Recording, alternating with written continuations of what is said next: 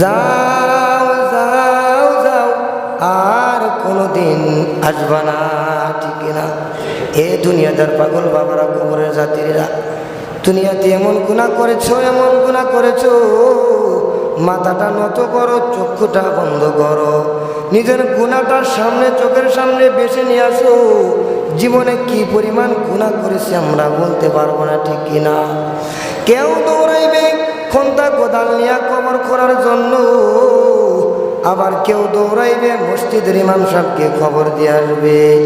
আপনার আমার সন্তান দুনিয়াতে আইসা কিছুদিন কান্না করবে।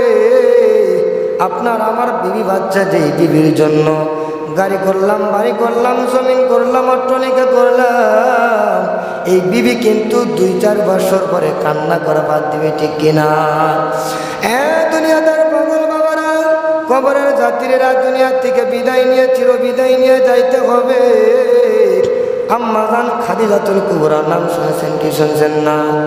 আম্মাজান খাদিজাতুল কুবরা নবীর দরবারে কান্না করে, ইয়া রাসূলুল্লাহ, দুনিয়াতে আপনি আমাকে এত ভালোবাসেন নবী গো, ইয়া রাসূলুল্লাহ, ইয়া হাবিবাল্লাহ, ও নবী, আপনি আমাকে দুনিয়াতে এত পরিমাণ মোহাব্বত করেন, তবে আপনার কাছে একটা আমি অনুরোধ করব নবী গো, কাল কিয়ামতের ময়দানে, কবরের ময়দানে, হাসরের ময়দানে, মিজানের ময়দানে আমি খাদিজার কথা একটা মনে রাখবেন নি? সুবহানাল্লাহ।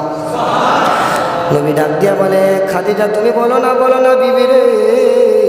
এইবার আম্মাজান খাদিজাতুল কুবরা রাদিয়াল্লাহু তাআলা আনহা ডাক দিয়া বলে, মায়ার নবী গো, আমি যখন দুনিয়া থেকে আপনার ভালোবাসা ত্যাগ করে আপনার কাছ থেকে যখন বিদায় নিয়ে আল্লাহর দরবারে যাইব, নবী গো, আপনি আমার কবরের প্রশ্নের উত্তর দিয়ে দিবেন। সুবহানাল্লাহ।